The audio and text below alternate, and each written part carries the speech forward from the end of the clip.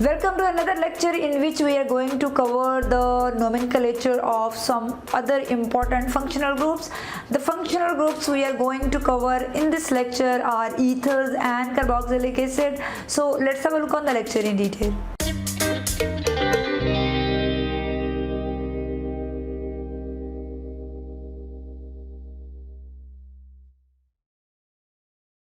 Ether is a functional group जिसमें हमारे पास जो अल्काइल चेन होती है वो स्प्लिट हो जाती है, वो टूट जाती है। टूटने से क्या मतलब है, अल्काइल चेन यही होती है, कॉन्टिन्यूटी उसमें तब तक रहती है जब तक कार्बन कार्बन कार्बन चेन एक दूसरे के साथ जुड़ी हुई है। ठीक है, ईथर क्या करता है, एक ऑक्सीजन जो है वो इन कार्बन कार्बन के दरमियान आ जाती है, तो ये वाली चेन जो होगी उसको अलग से कंसिडर किया जाता है, ये वाली चेन को अलग से कंसिडर किया जाता है।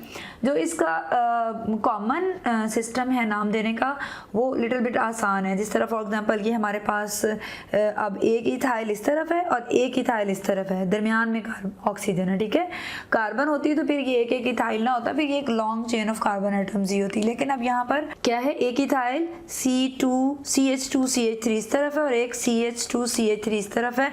इसको आप कह लें कि हमने क्या कर दिया है, जोड़ के लिख दिया है। कॉमन सिस्टम जिसका नाम देने का उसके अकॉर्डिंग ये डाई इथाइल ईथर है। लेकिन जब आप आयोपेक सिस्टम की बात करते हैं जो कि मोस्ट एप्लीकेबल है और हम अपने सारे फंक्शनल ग्रुप में आयोपेक सिस्टम को ही कंसीडर कर रहे हैं, तो इसमें हम क्या करेंगे, ईथर की बजाय ये ethoxy is the functional group. अब इसका नाम क्या होगा, इसका नाम होगा 1, ये इस तरह से होगा ना, CH3 CH2O CH2 CH3। तो कोई सा एक साइड जो होगी ना वो क्या होगी, वो as a functional group play करेगी, रोल प्ले करेगी। तो ये या इस कार्बन को 1 कंसीडर कर लें या इस कार्बन को 1 कंसीडर कर लें, तो ये क्या होगा, अगर हम इसको 1 कंसीडर करते हैं तो 1 पे क्या लगा हुआ है, एथॉक्सी 1 एथॉक्सी, और फिर उसके बाद क्या आ जाएगा, ईथेन। ये इसका नाम होगा, आयोपिक नेम जो होगा। इसी तरह इधर देखें तो इधर क्या होगा, 1। देखो यहां से हम इस तरफ वाली चेन को अलहदा से नाम देंगे, इस तरफ वाली चेन को अलहदा से नाम देंगे, क्योंकि कॉन्टिन्यूटी नहीं है ना। 1 2 3 4 5 6, उसी केस में हम इसको इस तरह से, अगर आप कह रहे हो कि 1 2 और 3 इस तरह से नहीं कर सकते क्योंकि हमारे पास बीच में चेन ब्रेक हो गई है, तो उस तरफ वाली चेन को अलहदा से नंबरिंग होगी, ऑक्सीजन की दूसरी साइड वाली चेन की अलहदा से नंबरिंग होगी। तो यहाँ पर हमारे पास ये लॉन्गेस्ट चेन है, इसको कंसीडर कर लेंगे पेरेंट चेन, इसको as a functional group consider करेंगे, तो क्या होगा, 1 मिथॉक्सी, और क्या है इसमें 2 कार्बन है तो क्या आ जाएगा, ईथेन आ जाएगा। ठीक है, इसी तरह ये देखें, एक कार्बन चेन ये है, इसमें सिर्फ एक कार्बन है, मतलब ये वाली है ऑक्सीजन की इस तरफ वाली, दूसरी कार्बन चेन जो है वो ये वाली है, तो ये वाला ऑक्सीजन इसके साथ जाएगी और as a function role will play the role of a functional group. और हम क्या इसको कंसिडर करेंगे, 1 मेथॉक्सी अगेन और प्रोपेन। ठीक है, इधर देखें तो इधर क्या है, इधर है ये हमारे पास एथॉक्सी फंक्शनल ग्रुप है, C6H6 बेंजीन होती है, और अगर बेंजाइल ग्रुप है C6H5 है तो ये क्या होगा हमारे पास, एथॉक्सी बेंजीन। ठीक है, बेंजीन के ऊपर ये जो है एज अ फंक्शनल ग्रुप लगी हुई है इस तरह से, OC2H5। ठीक है, अब इस ग्रुप में देखें, इस कंपाउंड में देखें तो इस कंपाउंड में भी इसी तरह से है, ये एक चेन है और ये एक चेन है, इसमें कितने कार्बन हैं, 1 2 3, ये आइसोप्रोपाइल है, और ये क्या है 1 2 3 4, ये हमारे पास एक ब्यूटेन चेन है। ठीक है, तो हम क्या इसको कंसीडर करेंगे, 1 2 3, ये भी 1 2 3 इस तरह से आएगी, तो हम इसको कहेंगे 2, ये इस तरह से होगी 1 2 3 4, तो ये क्या होगी, सेकेंड पोजीशन पर हमारे पास क्या है, ये जो low chain with the lowest carbon atoms है इसको हम सब्स्टिट्यूशन कंसीडर करेंगे। सेकेंड कार्बन पर ये हमारी सारी जो है वो क्या है, सब्स्टिट्यूशन है। तो कैसे, 2 आइसोप्रोपॉक्सी। ठीक है, जिस तरह हम मिथॉक्सी कर रहे थे, इथॉक्सी कर रहे थे, आइसोप्रोपाइल के साथ क्या हो जाएगा, पॉक्सी, प्रोपॉक्सी ब्यूटेन। अब इस मॉलिक्यूल में देखें, इस मॉलिक्यूल में हमारे पास क्या है, इस मॉलिक्यूल में हमारे पास ये वाला फंक्शनल ग्रुप भी आ गया है, ईथर के साथ एक और फंक्शनल ग्रुप आ गया। तो हम क्या करेंगे, अल्कोहल को प्रेफरेंस देंगे। यहाँ पर अल्कोहल को जब प्रेफरेंस देंगे तो जो पेरेंट चेन होगा, जैसे हम बीटेन लिख रहे थे, इसको ब्यूटानोल लिखेंगे, ठीक है। अब यहाँ पर भी इसी तरह से हमारे पास एक ऑक्सीजन सेंटर में ब्रेक कर रही है चेन को, और 1 2 3 4 5 1 2 3। अब क्योंकि अल्कोहल जिसके साथ लगी हुई उसको हम क्या करेंगे, पेरेंट चेन कंसीडर कर रहे हैं, इसको हम क्या करेंगे, एज अ सब्स्टिट्यूशन कंसीडर करेंगे, और हम कहेंगे 2 पोजीशन पर पेंटालॉक्सी है, 1 पोजीशन पर हाइड्रोक्सिल है, तो हमारे पास क्या हो जाएगा, 2 पेंटालॉक्सी 1, और कार्बन चेन इसमें कितने हैं, कार्बन नंबर्स कितने हैं, सॉरी 3 हैं, propanol. Propanol is indicating the presence of a hydroxyl group in the molecule. Now let's talk about another very important functional group of organic chemistry, that is the carboxylic acid।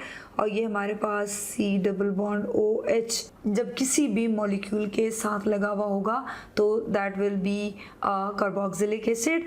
और simplest इसकी example जो है हमारे पास ये है, जिसमें हमारे पास सिर्फ जो है वो एक कार्बन है, and we called it as a formic acid.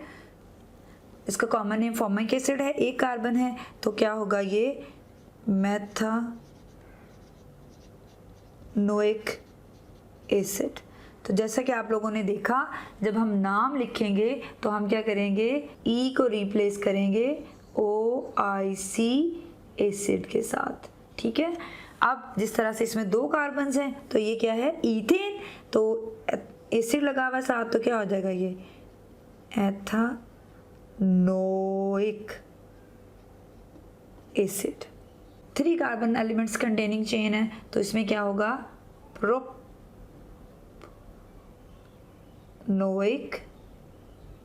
Acid, ठीक है।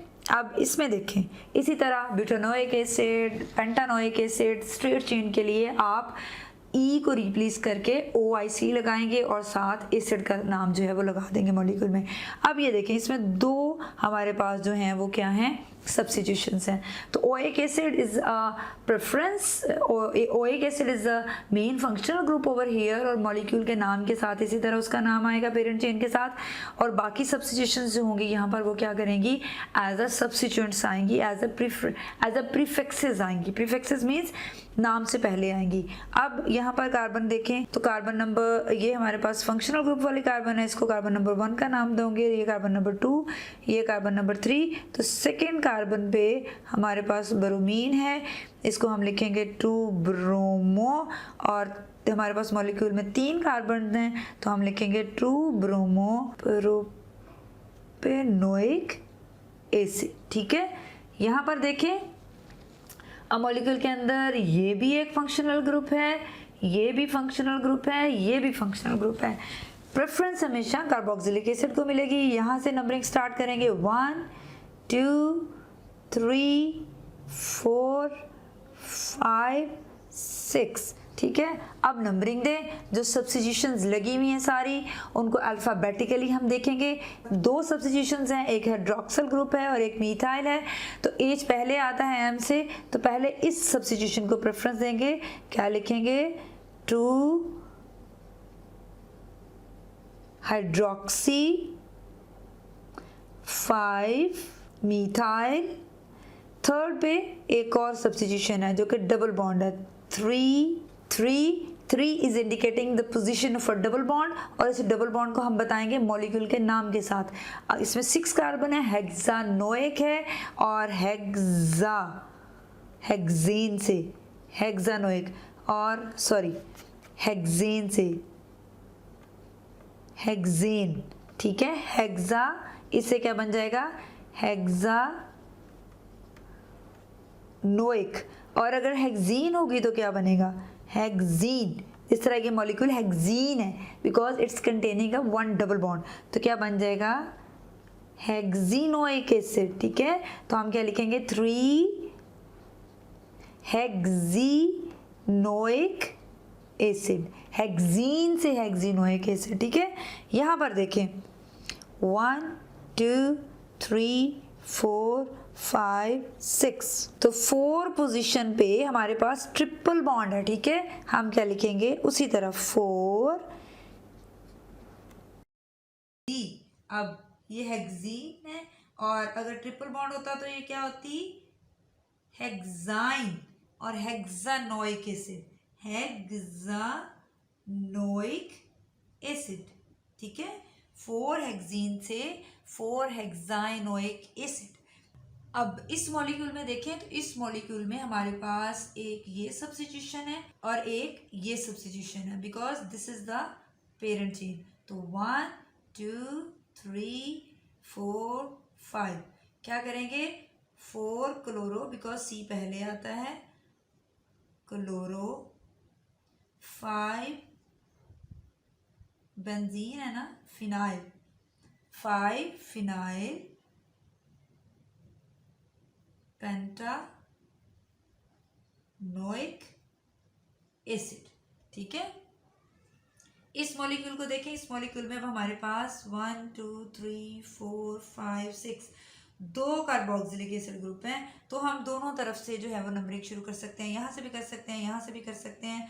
तो हमारे पास जो मॉलिक्यूल होगा उसके में उसका नाम क्या आएगा, उसका नाम आएगा 1 6। 2 बेंजोइक एसिड ग्रुप लगे हुए हैं, तो हेक्सीनोइक एसिड, हेक्सीनोइक मतलब dioic acid, hexene dioic acid. 2 carboxylic acid है, तो this is representing dioic acid, ठीक है। इसी तरह ये देखें एक और मॉलिक्यूल है, E double bond OH CH2 CH OH COH। अब इसमें देखें, इसमें 2 डायोइक एसिड है और एक हाइड्रोक्सिल है। तो हाइड्रोक्सिल को आपको पता है हम सब्स्टिट्यूशन कंसीडर करेंगे, नंबरिंग दोनों तरफ से कर सकते हैं। कोशिश होनी चाहिए कि लीस्ट नंबर मिले हमारी सब्स्टिट्यूशन को भी। तो यहाँ से भी 2 मिल रहा है और यहाँ से जो है वो 3 मिलेगा, तो हम यहाँ से करेंगे। हम क्या लिखेंगे इसको 2 हाइड्रोक्सी, 4 कार्बन हैं पूरा, और फिर उसी तरह dioic acid. So these all are the examples of the carboxylic acids in straight chain molecules. So this is all about the nomenclature of ethers and carboxylic acids. We will meet soon in the next lecture. Till then, stay happy, keep learning, and don't forget to subscribe my channel and press the bell icon and like and share my videos if they are increasing your knowledge. और comment section में अपना feedback ज़रूर देते रहें.